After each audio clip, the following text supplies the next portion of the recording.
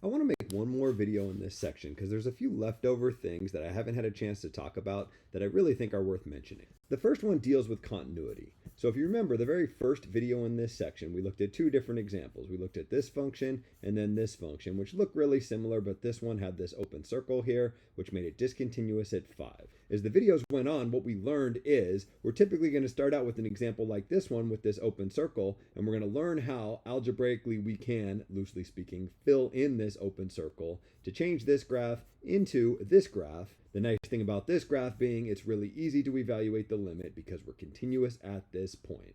So much of what we do with limits is dependent on understanding this idea of continuity. So we spent a lot of time talking about continuity, but I never really gave you a good definition of what it means for a function to be continuous. I mean, I gave you this informal idea about drawing it without picking up your pencil, and an even more informal idea about hiking the trail without falling to your death through an open hole or off of a cliff or something like that.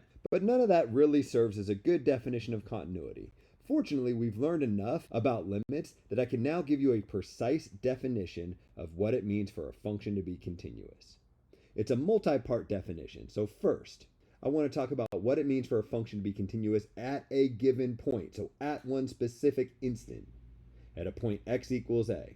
A function is continuous at a point x equals a if the limit when x gets really, really close to a from the negative side of that function f of x is the exact same as the limit as x gets really close to that value a from the positive side of the function f of x, and both of those things are equal to f of a. A function is continuous at a point if and only if this double equality holds true. This thing is the same as this thing is the same as this thing. Why do I need all three of these things to be the exact same? Well, let's look at some examples. Clearly, this function is discontinuous at 2, and note that the limit from the left is different from the limit from the right. One of them is -3 and one of them is 5. If our function is going to be continuous at a point, at a minimum, these two limits have to agree.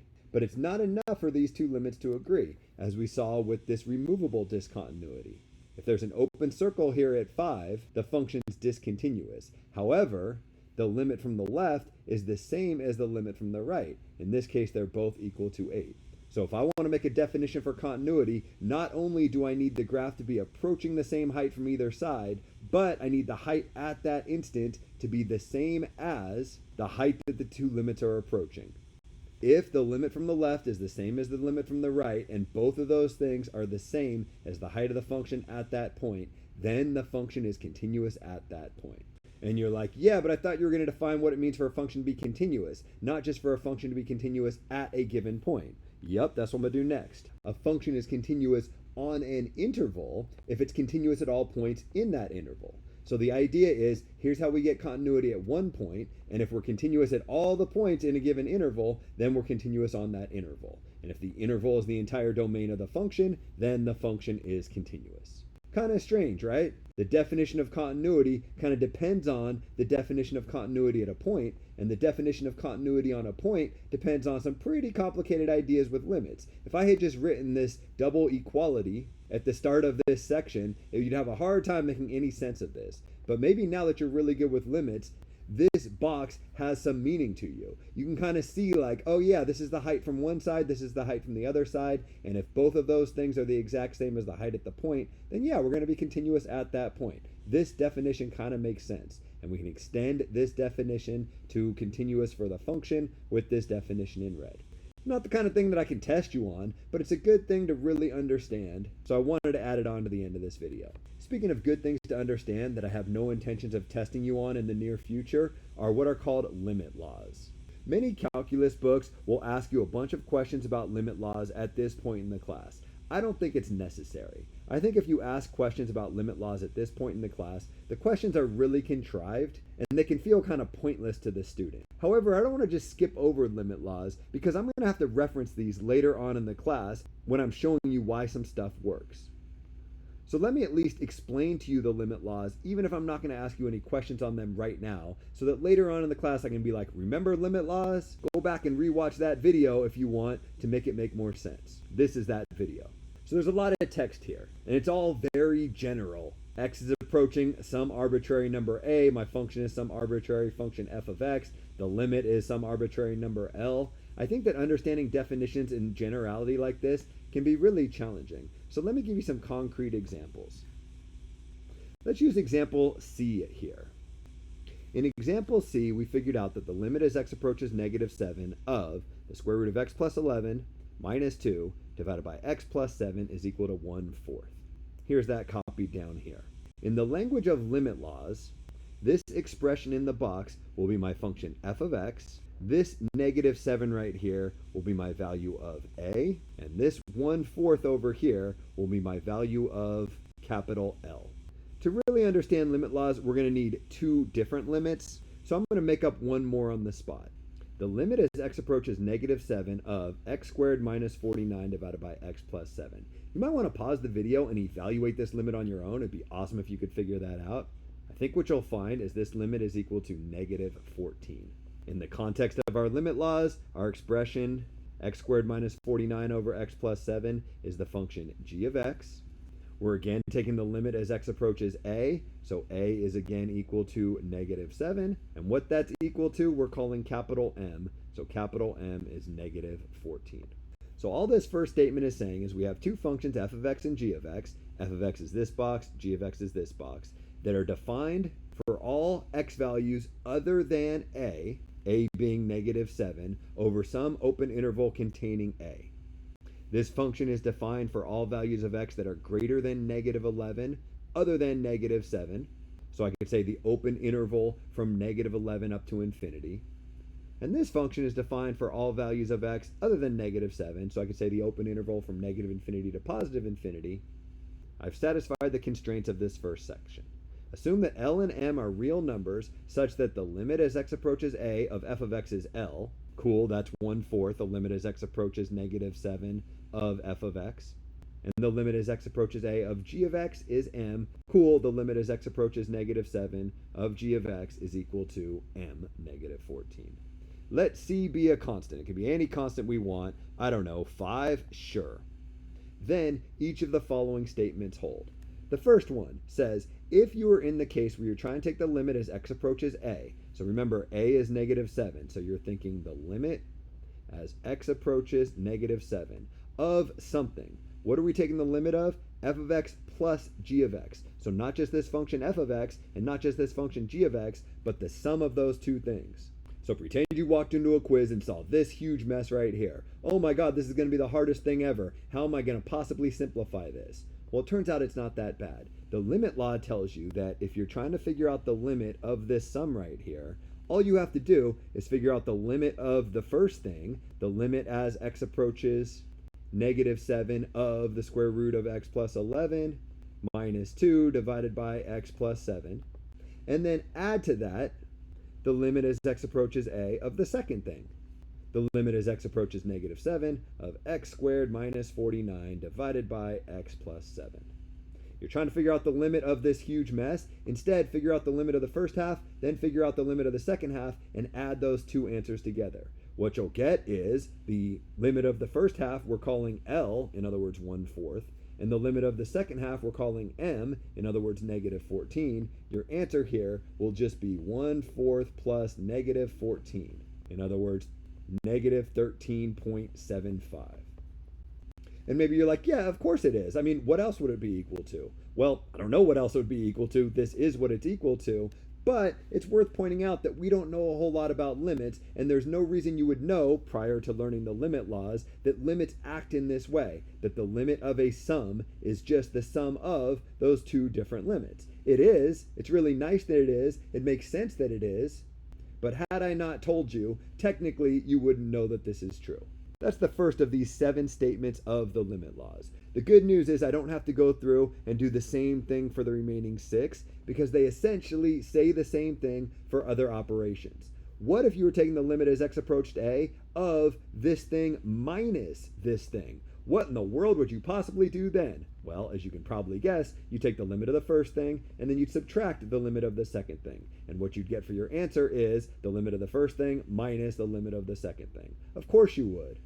Well, right, but we didn't know that limits work that way until I told you these limit laws. And it's not just addition and subtraction that works for. It works if you have constant multiples. If I encountered a problem like this, the limit as x approaches negative 7 of 5 times this huge mess, I might recognize that, hey, wait a minute, the limit as x approaches negative 7 of x plus 11 square root minus 2 over x plus 7 is something I already know. That's what I had in brown up here. I know that that limit's equal to 1/4. Unfortunately, that's not the question I'm being asked. I'm being asked the limit as x approaches negative 7 of 5 times that thing. What in the world could the answer be? Well, the answer ends up being this 5 times this limit. So 5 times 1/4, in other words, 5/4. This constant multiple law for limits just says if you're taking the limit of a constant times one of your functions, just take the limit of the function itself and multiply that by the constant. Since the limit of the function itself is L, my answer is going to be the constant times that L. In other words, 5 times 1/4. And in much the same way that we can add together our two different functions or subtract our two different functions and take the limit of that sum or difference by just taking the sum of the two different limits or the difference of the two different limits, we can do the same thing with products and quotients. What if you're taking the limit as x approaches a of this thing times this thing? Oh my God, that would be horrible. It'd look so ugly. No, it wouldn't be that bad. You just figure out the limit of the first thing, then you'd figure out the limit of the second thing, and you'd multiply together those two answers. This limit is 1/4, this limit is negative 14. If this said the limit as x approaches negative 7 of this times this, I recognize it doesn't, but if it did, my answer would just be 1/4 times negative 14. That's what this product law for limits is saying. And just like it would work if we were multiplying together the two functions, it would work if we were dividing the two functions. If I asked you the limit as x approaches negative 7 of all this mess in brown divided by all this mess in green, you'd probably be really intimidated and not know where to start. But good news, all you'd have to do is figure out the limit in brown, figure out the limit in green, and then divide your two answers. So in this case, 1/4 divided by negative 14, and that would be the answer to the limit of that quotient. Note that if you read the quotient law for limits, there's a little bit more in here. It says that m cannot equal 0. That's because if the limit as x approaches a of g of x were equal to 0, then this would be undefined. So technically, I couldn't put an equal sign here. I couldn't say that it equals, 7 divided by 0, because 7 divided by 0 is not a number. Don't worry about this. This is just kind of legalese. You never run into a problem where the limit as x approaches a of g of x were equal to 0, so really you don't have to worry about it.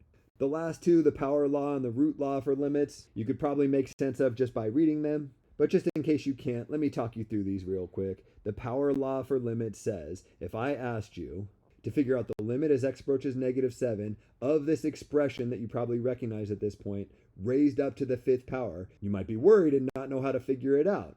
But good news, this 5th power doesn't mess anything up. All you'd have to do is figure out the limit as x approaches negative 7 of the square root of x plus 11 minus 2 over x plus 7, a limit that we already know is equal to 1/4, and then raise that answer up to the 5th power. My answer would be whatever 1/4 to the 5th power is equal to. 1 divided by 1024, I think. Don't quote me on that. I might be wrong on that arithmetic. Something like that. It doesn't matter what the number is. The point is just, if we're taking the limit of something raised up to a power, we can just take the limit of the base and then raise that answer up to the power. And just like we could do that trick for powers, we can do that trick for roots. If this were the limit as x approaches negative 7 of the square root of square root of x plus 11 minus 2 over x plus 7. We'd figure out the limit of the inside part, get 1/4 as our answer, and then take the square root of that. The square root of a fourth is a half, and that would be our answer. For this root law for limits, much like the quotient law for limits, there's kind of some legalese at the end here that you don't really need to concern yourself with, but I want to at least talk you through why it's here.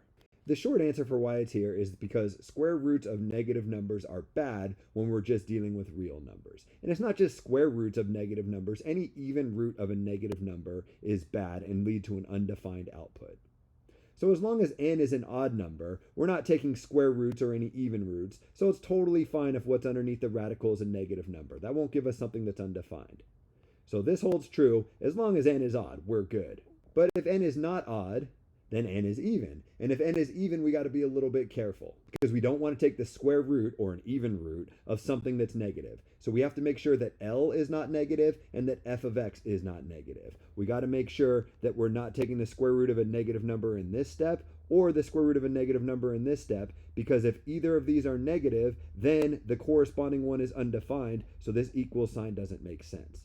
Technically, in order to write this equal sign, we have to make sure that nothing is undefined, and that's what this text does. It makes sure that this statement even makes sense. It's not something that you'll run into and have to be careful of. It's just one of those instances where technically this equality is not true unless you're in a case where each of the different things we're setting equal to each other are all defined. So you have to tack on this little statement at the end. Anyways, much like this one, you, the student, don't really need to worry about this. In fact, you, the student, don't really need to worry about any of the limit laws. I just wanted you to see them a single time and talk you through really quick how they work so I can refer to this later on in the class. In short, I can summarize all the limit laws by just saying limits work out the way you would like them to work out. You would like it to be true that the limit as x approaches a of a sum is just the sum of the two limits, and guess what it is? And you would like that to be true not only for addition, but also subtraction and multiplication and division and exponents and square roots, and even when I multiply by a constant. And guess what? All of that holds true. Limits work out really nicely is a 2-second way of summarizing all of the different limit laws.